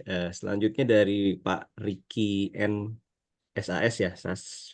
Mau bertanya, apakah punden berundak di Gunung Padang berhubungan juga dengan kebudayaan adanya makam keramat yang ada di puncak-puncak gunung di Jawa Barat? Nah, mungkin konteksnya kan di Jawa Barat itu eh, rata-rata ya Pak, di puncak gunungnya itu selalu ada situs yang dikeramatkan, entah itu punden berundak Mhm. seperti di Bukit Tunggul atau Batu Satangtung mungkin ya bahasa Mhm. Sundanya, Batu Satangtung gitu di beberapa puncak gunung. Apakah ada hubungannya nggak dengan Gunung Padang? Mungkin begitu maksudnya. Silakan Pak. Eh, Secara konseptual ya ada ya, tapi kalau hubungan itu terkait langsung dengan Gunung Padang enggak. Jadi konsep pengagungan tempat tertinggi itulah yang kemudian menjadi lintas zaman dia. Jadi contoh kasus pensakralan seorang tokoh, tokoh itu dimakamkan pasti di tempat yang lebih tinggi. Dan itu kira-kira akar budaya yang berkesinambungan ke masa-masa berikutnya. Gitu kira-kira yang bisa diambil korelasinya. Tapi kalau dia berhubungan langsung dengan Gunung Padang, saya belum menemukan data itu sama sekali, Pak Kang Giri. Baik. eh Bagi rekan-rekan, teman-teman, Bapak Ibu yang lainnya yang mau langsung berdiskusi secara interaktif bisa buka fitur raise hand terlebih dahulu ya. Selagi saya membacakan beberapa pertanyaan di kolom chat juga. Selanjutnya dari Pak Cata juga ini menyambung menambah pertanyaan sebelumnya. Dapatkah kita mengaitkan budaya megalitik dengan kerajaan Hindu awal? Kita tahu budaya megalitik di tempat lain di Jawa Timur berlanjut selama era Hindu-Buddha klasik. Nah, bagaimana itu, Pak? Bisa jadi, bisa saja bersama itu. Sehingga kalau kita lihat di Sumatera ya, Snitger pada saat dia datang ke Ya, Sumatera pertama kali dia Megalithic Kingdom itu. Jadi dia sebutnya Megalithic Kingdom itu dikaitkan dengan budaya Hindu. Ya, ya tentu tidak tentu kemungkinan contoh kasus bagaimana interpretasi bentuk dari Borobudur yang dipersamakan dengan pembangunan Budan Berundak gitu. Karena konsep ya. Hindu yang di Indonesia berbeda dengan di India. Tapi juga ada situs-situs yang yang dari era prasejarah itu digunakan di era-era berikutnya. Jadi punden berundak tidak tertutup kemungkinan juga digunakan di era klasik gitu loh. Ya, itu, di era Hindu-Buddha. Secara konsepnya yang diambil ya, Pak, ya begitu ya. Iya, karena konsep konsep ini sama-sama mengagungkan tempat yang tinggi kan. Dan tempat yang tinggi dianggap sebagai tempat bersemayamnya para dewa kalau dalam konsep Hindu ya. Kemudian kalau di prasejarah itu untuk pengakuan leluhur itu tempat bersemayamnya arwah leluhur dan untuk menghormati arwah leluhur yang bersemayam di tempat yang tinggi itu digunakan tempat-tempat yang tinggi seperti itu. Ya, baik. Silahkan dari Pak Yuyu Wahyu, ada yang mau didiskusikan? Wah, ketua saya itu. Ya, ini dari keluarga Brin juga. Silakan Pak Yuyu. Ya, terima kasih Pak Lutfi. Makasih Pak Menarik Yu. ya dia gitu. Enggak, ini saya ingin nanya aja kan katanya mereka survei GPR ya, seismograf Ya, sama geolistrik salah ya. ya betul. Nah, itu hasilnya gimana Pak?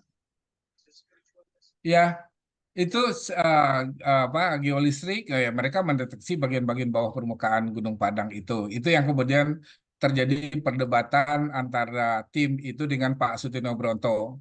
Kalau saya diskusi banyak sebenarnya geolog tidak harus menggeolistrik sesuatu ya kalau tidak begitu penting gitu.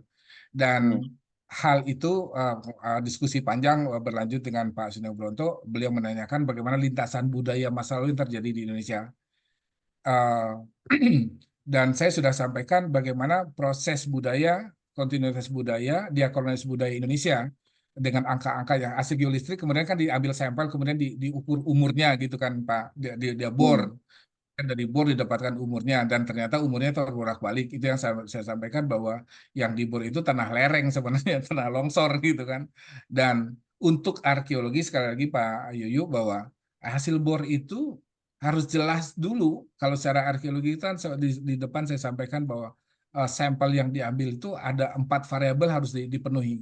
Matriksnya harus jelas, hubungannya dengan objek yang dicari umurnya. Kemudian dia harus satu asosiasi, dia harus satu keletakan, dan yang paling penting dia punya konteks itu. Dan satu lagi, apakah itu produk budaya yang bisa kita jadikan sampel untuk analisis organik gitu loh Pak. Jadi Hmm. bisa saja itu dari lingkungan, tapi dia merupakan sisa dari kehidupan masa lalu yang digunakan oleh manusia. Itu disebut di arkeologi sebagai ekofak gitu. Misalnya kerang, kayu. Kalau kayu itu terbenam di bawah batunya, ambil kayu itu bisa diukur umurnya. Tapi kayunya dengan beralokasi nggak bisa. Nah, Hmm. kemudian dia kontekstualnya harus jelas gitu Pak Yu. Seperti yang saya sampaikan, saya tampilkan di presentasi tadi, bagaimana saya mengambil sampel arang, kira-kira itulah yang harus dipatuhi pada saat kita harus mengambil sampel untuk kita gunakan untuk mencari umur budaya gitu Pak Yu. Jadi kalau hanya dari geodesik digali terus oh ini disimpulkan itu piramid. Nah, itu struktur yang bangunan raksasa yang ada di bawah Gunung Padang tertanam. Nah, itu yang kemudian kita lihat secara sinkronis dan diakronis perkembangan budaya masa lalu itu ada nggak gitu Pak. Itu pertanyaan pertama. Hmm. Nah, kalau kita dekonstruksikan, kalau nggak ada ya yang nggak bisa dipaksakan dan angka umur itu yang tidak bisa kita gunakan lagi gitu Pak. Apalagi sampel yang digunakan untuk menentukan umur itu diragukan sama sekali secara arkeologi. Jadi Hmm. kata kunci yang ingin saya sampaikan pada saat membahas tentang tulisan yang ditarik itu, Ya. arkeologi tidak membutuhkan geoarkeologi prospecting. Yang dibutuhkan oleh arkeologi itulah geoarkeologi analisis. Contohnya begini, contoh sederhananya. Pada saat arkeolog mengekskavasi, dia ketemu batu. Batu ini batu apa? Batu itu kan secara geologi kan macam-macam tuh jenisnya. Ada batuan beku dalam, batuan beku luar, batuan metamorf, batuan sedimen itu. Nah, arkeolog terlihat dia ada ciri-ciri artefaknya. Dicarilah, ini batu ini cukup signifikan nggak untuk jadi artefak? Nah itu dianalisis lah bagaimana petrografinya, kandungan mineralnya, ini cukup kuat dan cukup keras dan ini sampai dikatakan oh ini silicified stone bisa jadi beliung persegi, wajar di lingkungan itu ditemukan beliung persegi. Nah itu kira-kira gambarannya Pak Yuyu. Ya, ya.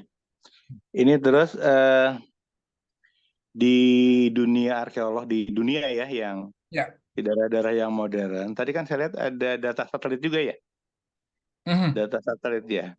Nah itu apakah kita sudah mengikuti perkembangan lah ya? Misalkan Mhm. pakai synthetic aperture radar itu ya. Ya, ya. Kan ada yang di L-band bisa agak dalam sedikit gitu ya. Mhm. Nah itu keperluan itu tuh gimana Pak? Apakah Ya, sampai sekarang alat bantu itu ingin ditingkatkan lagi sehingga lebih dalam misalkan ya, ya, atau resolusinya lebih tinggi atau bagaimana? Maksudnya ya, di dunia ya kayak misalkan gini aja, kayak gunung meletus nih ya. ya. Kalau kita pakai satelit kita bisa tahu tuh lahar tuh larinya kemana tuh ya. Ke arah mana, orientasinya Nah itu kemana kan gitu ya. bantuan-bantuan gitu kan bagus sekali ya. Nah maksudnya Mhm. di dunia arkeolog sampai sejauh mana sekarang di dunia ini? Oke, baik. Jadi pengetahuan teknologi modern itu kita arkeologi juga butuh, Pak. Tapi Hmm. dalam rangka menganalisis temuan kita ini nih. Jadi Hmm. sesuatu yang kita mencari fenomena untuk menginterpretasikan. Contoh kasus misalnya saya di kedokteran gigi, Pak. Kita ingin mencari umur manusia, umur matinya manusia. Kalau umur budaya kita tahu dengan kaitan dengan artefaktualnya, benda-benda yang ditemukan terkubur di situ. Tapi untuk umur mati manusianya selama ini kami di arkeologi itu hanya dengan kualitatif. di ranah kedokteran gigi ada pengetahuan tomografinya. Jadi komputer tomografi si gigi itu di fotonya yang bisa tomografi, bisa memindai ruang di dalam gigi itu, namanya ruang vulva itu. Dan ruang vulva itu dalam ranah kedokteran gigi itu identik dengan atau korelasi dengan umur manusia. Semakin sempit ruang dalam gigi geraham kita itu, semakin tua kita. Dan itu kemudian dihitung. Kemudian contoh yang kedua, penggunaan teknologi modern. Ekskavasi saya di Gua Pawon, Pak. Kalau nggak dibantu dengan geomagnetik saat itu, mungkin akan lebih, saya akan mencari di ruang-ruang yang lain untuk ekskavasinya. Tapi dari peta diamagnetiknya oleh teman-teman kelompok riset Psikon Bandung waktu itu, udah dihasilkan foto, kemudian saya lebih mudah lagi saya tempatkan grid ekskavasi saya, kota-kota ekskavasi, sehingga lebih memudahkan kita untuk mencari titik, disitulah lokasi harus kita lakukan ekskavasi gitu. Dan Bisa lebih kemudian cepat yang ya. lebih besar lagi, misalnya contoh, misalnya Banten Lama, itu areal fotografi juga digunakan dulu untuk mengenalinya. Batu Jaya, tapi di dunia internasional yang lain, contohnya di Angkor Wat itu, Pak. Jadi lewat LiDAR itu kan bisa mengangkat juga, menghilangkan tumbuhan, bisa memindai bagaimana keadaan permukaan tanah, ya paling nggak penetrasi antara dengan jumlah yang dangkal ya, dengan itu bisa, ini tempat kubangan air dahulu, di mana struktur yang adanya. Kemudian dari LiDAR itu, areal fotografi itu, kita juga bisa membedakan ini daerah tumbuhnya subur. Kalau tumbuhnya subur tentu bisa kita interpretasikan bahwa di bawahnya itu tanah semua. Tapi kalau ada dia crop mark di situ, di bawahnya barangkali ada sesuatu. Nah, di situ kemudian ekskavasi dilakukan untuk memudahkan interpretasi atau memudahkan penempatan ekskavasi dalam melakukan ekskavasi lapangan sebenarnya, Pak. Ya misalkan Melihat gini deh, permukaan. saya dulu grup saya buat di GPR, Pak, Ground Penetrang Radar di 200 MHz. Itu setelah kita coba bisa sampai 30 meter, Pak. Oh, Nah, tapi antenanya itu panjangnya 1,6, 2, ya. jadi 3,2. Memang kita dulu survei untuk ini tiang pancang, Pak. Jadi ada bekas Oh ya, beton. ya. Nah, tiang pancangnya nggak tahu nih di mana aja. Nah, kita berhasil. Ya. Nah, seperti itu kan kalau misalkan dipakai kan bagus juga ya, 30 meter itu kan Betul. Nah, lumayan ya, data itu bisa yang dalam. kemudian untuk arkeologi dipakai gitu loh, Pak. Tapi kita kembalikan lagi ke bagaimana lintasan budaya masa lalu. Dan terpantau sampai kedalaman 30 meter. 30 meter, ini ada budayanya. Biasanya dikatakan 27.000 tahun yang lalu. Itu sudah ada piramid. Kita di Indonesia nggak ada. Itu jangan ditemukan dulu Budayanya baru belum dikasih nyambung. umurnya gitu loh, Pak. Oke, Pak. Nuhun, Pak. Ya. Ini yang lain mungkin ada yang mau tanya. Baik. Silakan. Terima Ada Pak kasih Deddy Pak Sugandi Yuyu. nih. Udah Ya, raise hand. nuhun pisan, nuhun Ya, pisan. Makasih Pak Yuyu. terima kasih Sami-sami, Pak Pak. Yuyu atas diskusinya. Kita ke yang raise hand dulu ya, Bapak Ibu, ke Pak Deddy Ada Sugandi, Kang Denny. silakan. Ya. Pak Denny Sugandi, Assalamualaikum Kang silakan. Denny. Terima kasih Pak Lutfi. Apa kabar teman-teman semuanya? Alhamdulillah baik. Pak Lutfi, ini singkat saja. Kemarin itu saya ngecek Pak, ada kegiatan gempa tuh yang di Kertasari Pak. Nah itu saya telusuri beberapa literatur lama, itu ternyata Hartokunto dan beberapa data lama itu pernah mengatakan itu ada ini Pak ya, di daerah Kertasari, tepatnya di Cirawa, sedikit ke arah utara. Itu ada seperti parit Pak. Kertasari, Cirawa, daerah Bandung Barat. Ya, jadi kalau dari Pacet Pak, itu dari Pacet masuk ke apa? Kertasari ya. Cici Panas. Ya, Pacet ini Pak, Pacet Kabupaten Bandung. Jadi kalau kita berangkat dari Kertasari ya. Oke. dari Ciparai, Betul.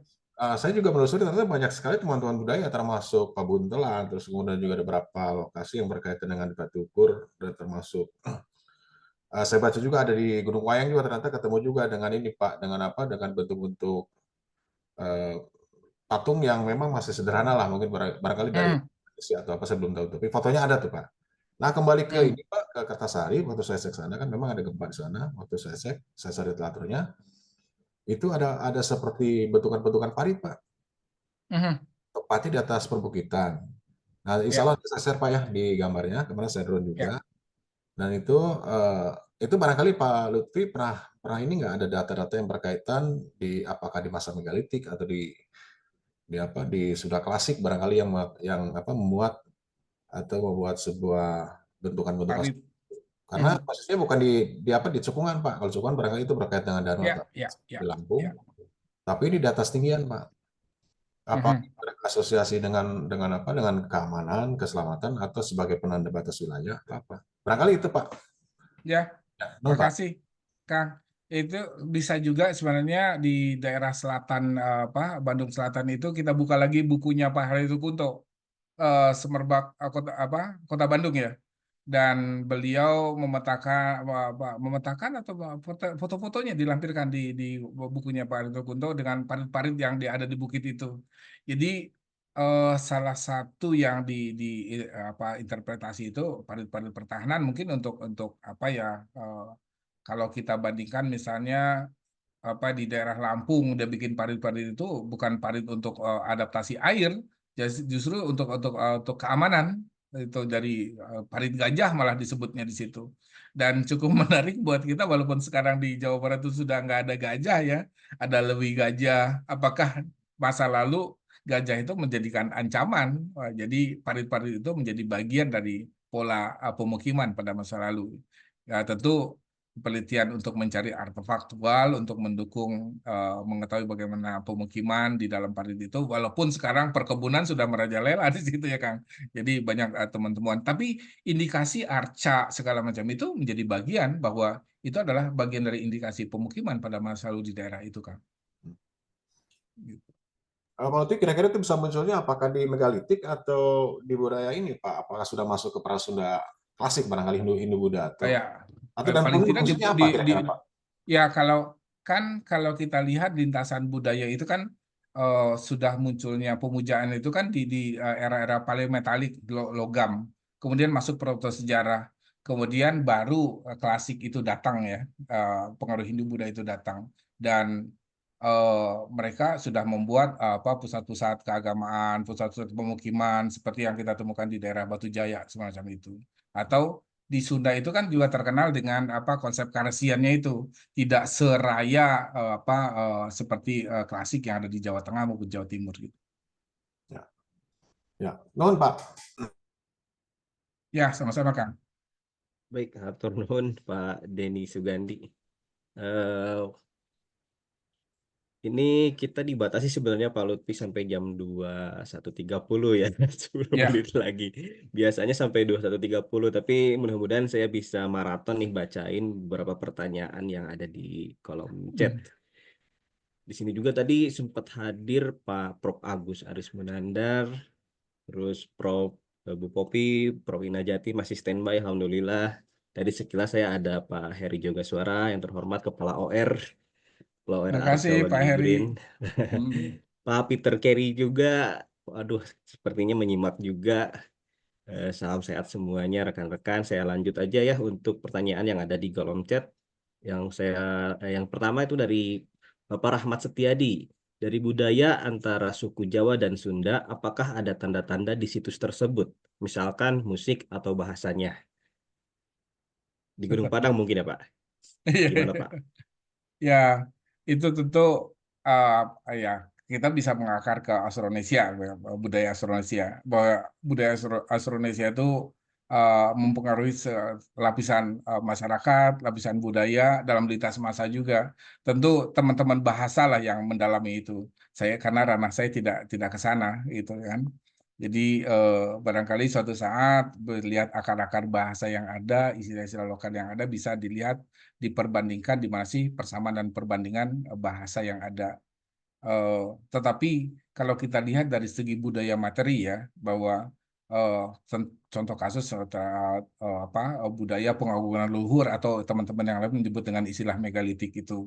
Dan budaya itu tidak hanya ada di Jawa Barat, di Jawa Tengah juga ada, di Sumatera juga ada. Dan konsep itulah yang kemudian terjadi di kawasan Nusantara di masa lalu. Dan saya menyatakan itu saya tidak menggunakan istilah megalitik, tapi pengagungan ala luhur yang mereka gunakan karena sisa manusia yang terakhir yang merupakan bagian dari Austronesia itu, dan contoh kasusnya adalah masyarakat yang masih di suku terasing, yang masih hidup tradisional, seperti suku di Mentawai, Anak Dalam, Sakai, Dayak. mereka tidak menggunakan batu, mereka kadang-kadang cuma simbol. Seperti di Dayak mereka menggunakan kayu. Bisakah kita sebut itu sebagai megalitik? Tapi mereka melakukan praktek pemujaan leluhur gitu. Jadi yang saya ingin sampaikan di buku saya itu bahwa yang bermigrasi itu bukan budaya megalitik, tapi adalah pengagungan leluhur. Fungsionalnya, religinya yang berkembang dan bermigrasi, dan religi yang berkembang dan bermigrasi itu mereka presentasikan sesuai dengan lingkungan yang mereka praktekkan dalam kehidupan sehari-hari mereka itu. Disitulah sebenarnya konsep dari culture is man adaptive system. Bagaimana mereka beradaptasi dan mereka menggunakan sumber daya lingkungan sesuai dengan kebutuhannya. Dan itu juga tidak salah juga Pak Oto Sumarwoto membuat bukunya dengan 4 konsep bagaimana manusia beradaptasi dengan lingkungannya pada masa lalu. Baik, selanjutnya nih dari Bapak Yosafat Enduro ya.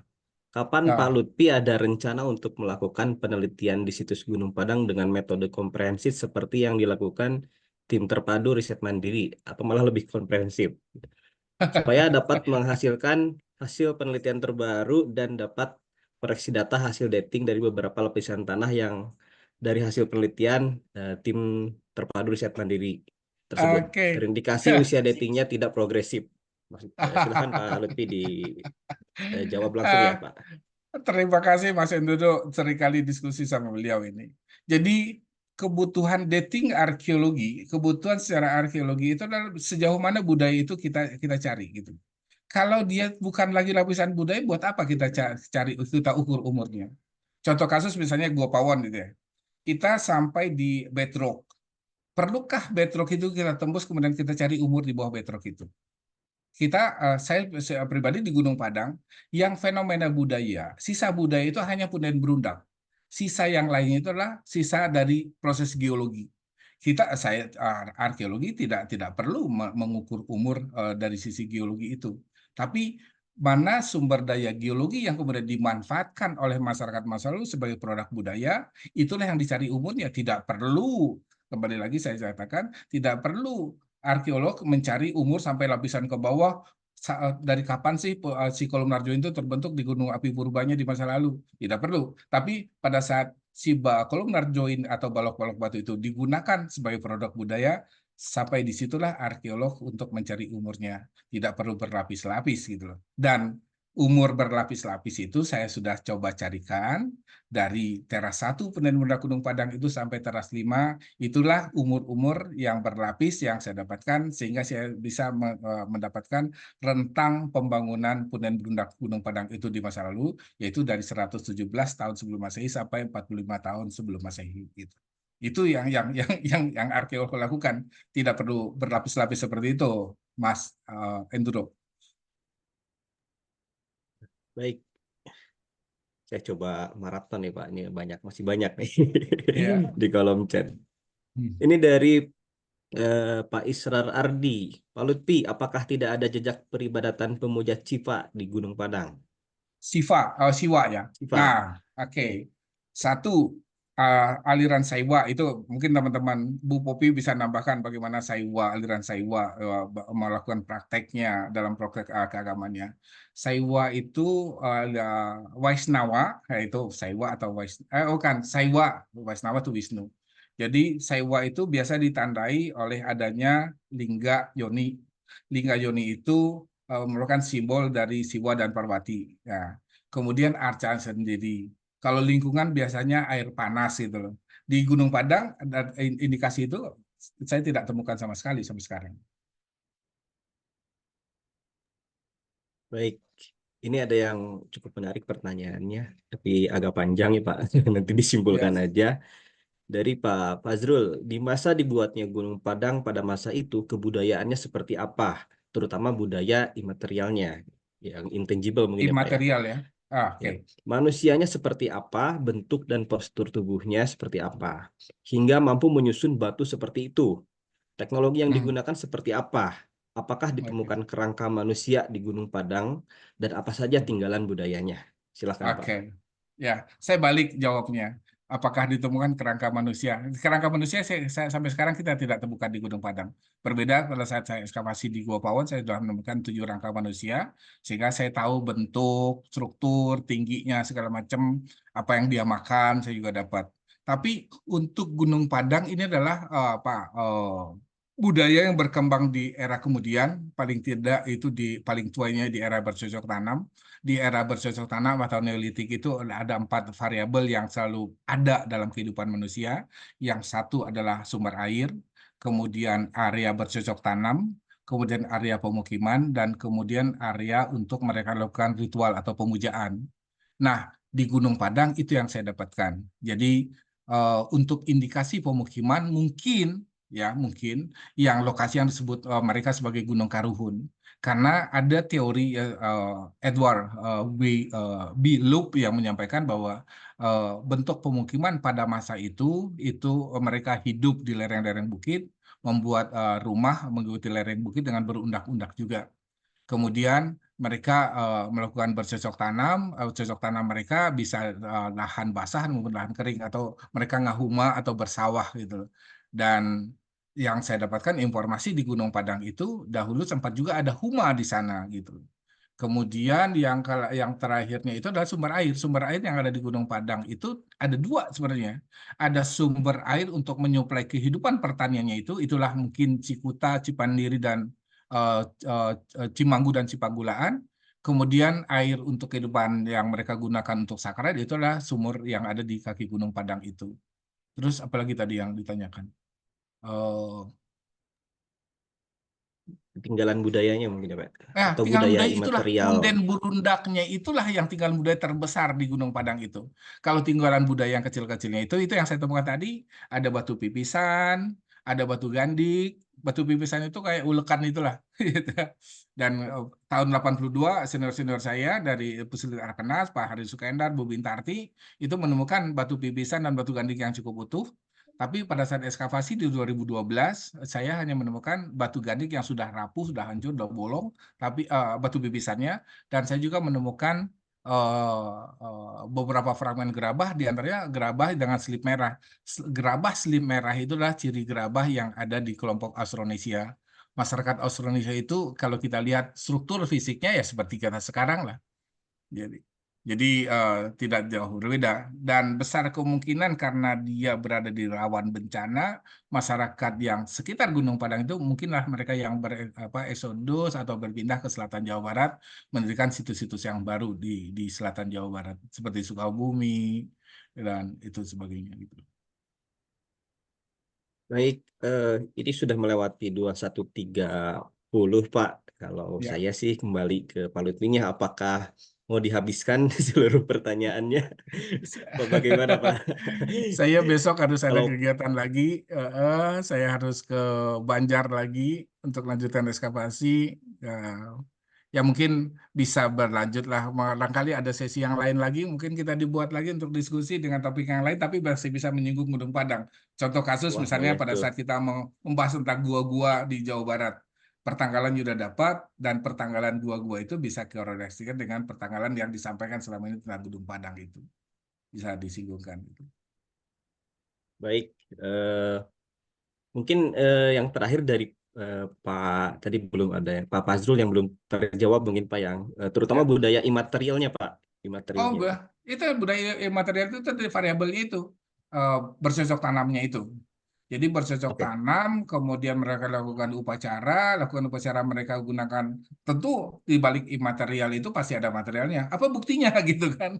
Jadi pada saat mereka lakukan upacara itulah tembikar yang ditemukan di punden Gunung Padang itu dari ekskavasi itu. Mereka melakukan bercocok tanam di mana? Nah, bercocok tanam itu imaterial. Melakukan bercocok tanam ada lahan basah, lahan kering di sekitar Gunung Padang itulah mereka gunakan, dan di sekitar Gunung Padang ada aliran air, baik itu Cipanggulaan, Cikuta, Cimanggu, barangkali itu yang terkait karena kita tidak menemukan sisa pemukiman sampai sekarang di sekitar Gunung Padang untuk menjelaskan lebih jauh tentang kehidupan dengan bukti imaterialnya itu yang dipertanyakan tadi. Baik, berarti kemungkinan Gunung Padang ini dulunya dipakai untuk tempat peribadatan Pemujaan. mungkin ya Pak ya, Ya, betul. pemujaan atau analisis alam mungkin ya untuk menentukan bercocok tanam dan sebagainya gitu. Ya, itu Nah, makanya kemarin saya mengajak Pak Thomas Jamaluddin, beliau ahli astronomi, untuk melihat itu. Tapi moga-moga tidak hujan ya. Kemudian Pak Kunjaya dari Astronomi ITB juga pengen ke sana, pengen lihat komet, lihat bintang. Karena dalam konsep Sunda itu bintang merupakan ya. bagian dari kehidupan untuk menentukan musim, seperti musim hujan, musim panas, musim kemarau gitu ya. Barangkali dengan melihat dari puncak Gunung Padang, orientasi dari situs Gunung Padang itu juga bisa dikaitkan dengan pengetahuan imaterial tadi itu tentang ilmu falak, barangkali astronominya itu dari sekarang. Baik. Saya rasa untuk sesi diskusi dicukupkan karena Pak Lutfi besok harus ke Ciamis lagi, harus Ya, eskapasi lagi, betul. harus kumpulin tenaga lagi. Jadi mohon maaf apabila teman-teman, Bapak Ibu semua yang pertanyaan-pertanyaannya belum terakomodir, belum saya bacakan. Mudah-mudahan nih Teh Tiwim bisa memfasilitasi lagi nih di pertemuan-pertemuan diskusi temu sejarah berikutnya, bisa terkait Gunung Padang atau Gua Pawon dan prasejarah lainnya. Mungkin saya izin Pak Lutfi untuk membagikan buku-buku Bapak yang berformat PDF mungkin ya Pak ya. PDF Ya, baik Gunung Padang sama Gua Pawon. Nanti saya share di link Zoom meeting di akhir acara. Juga bagi yang tergabung di grup WhatsApp Temu Sejarah, nanti akan saya share juga link download untuk buku-buku dari Pak Lutfi. Untuk absensi atau presensi kegiatan, mohon maaf, biasanya kita tidak ada ya Bapak Ibu, tidak ada presensi khusus. Jadi untuk kegiatan ini cukup nanti ada foto bersama aja sebagai bukti bahwa kehadiran kita ada di ruangan ini begitu. Baik, kalau tidak ada lagi yang akan disampaikan dari Teh Tiwi, mungkin saya akan pandu izin pandu untuk foto bersama. Dipersilahkan untuk Bapak Ibu apabila berkenan membuka kameranya. Oh, untuk link grup WA boleh Teh Tiwi, mohon bantu izin apabila ada yang ingin bergabung di grup WhatsApp untuk grup Temu Sejarah Indonesia. Mohon izin Teh Tiwi di-share linknya. Baik, komando dari saya untuk slide pertama 1, 2, 3. Baik, yang kedua sebentar. Wah, ini cukup banyak ya. Biasanya minggu lalu kurang dari 50, sekarang tembus over capacity. Sekarang ada 80 orang. 2, 1, 2, 3.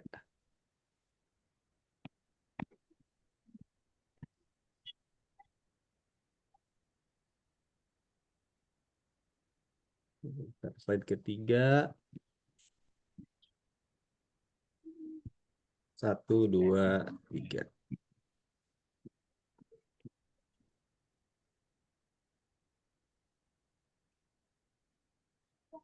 Slide keempat.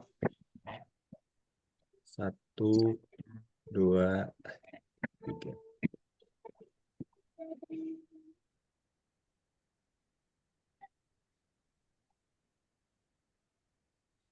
Baik, untuk link grup Temu Sejarah. Oke, Belum di-share. Teh Tiwi, siap. boleh izin? Ini Ada yang Bapak menanyakan. ya, untuk Bapak Ibu Akang Teteh, kebetulan kita ada grup Temu Sejarah, jadi memang karena kegiatan kita rutin, nanti kalau Bapak Ibu yang tergabung bisa mengikuti kegiatan setiap weekendnya karena nanti bakal di-share untuk link dan info diskusi. Namun kalau misalnya ingin bergabung di grup Temu Sejarah, nanti Bapak Ibu Akang Teteh harus mengisi link dulu untuk data. Nanti bisa kontak saja ke nomor untuk menghubungi tadi link Zoom atau juga di Instagram Temu Sejarah begitu. Kontak saja. Silakan Bapak Ibu Akang Teteh. Hatur nuhun. Baik, informasinya bagi teman-teman, Bapak Ibu semua yang ingin tergabung di grup Temu Sejarah Indonesia bisa melalui informasi di Instagram Temu Sejarah atau di flyer pamflet acara ini itu kan ada nomor kontak person, narah hubung, itu bisa langsung ke kontak Teh Tiwi untuk registrasi ke grup Temu Sejarah Indonesia. Baik, saya izin mohon tutup kegiatan malam ini. Mengambil salah satu kutipan dari Pak Lutfi sendiri, yaitu Gunung Padang merupakan mutiara yang terkubur di dalam lumpur.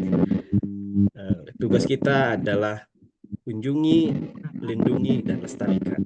Terima kasih atas kehadirannya, terima kasih atas perkenaannya mengikuti kegiatan diskusi Temu Sejarah seri ke-32 mengenai situs Gunung Padang. Akhir kata, salam sehat, salam literasi, bila taufiq wal hidayah. Wassalamualaikum warahmatullahi wabarakatuh. Terima kasih Bapak Ibu semuanya. Terima kasih Pak Lutfi, selamat Sama Mas Lutfi. Gun. sehat-sehat Pak Terima kasih Mas Lutfi. Gun, terima kasih Bu Popi, sehat selalu Sehat-sehat semua. ya. Izin leave. Enggak, ini ya Bapak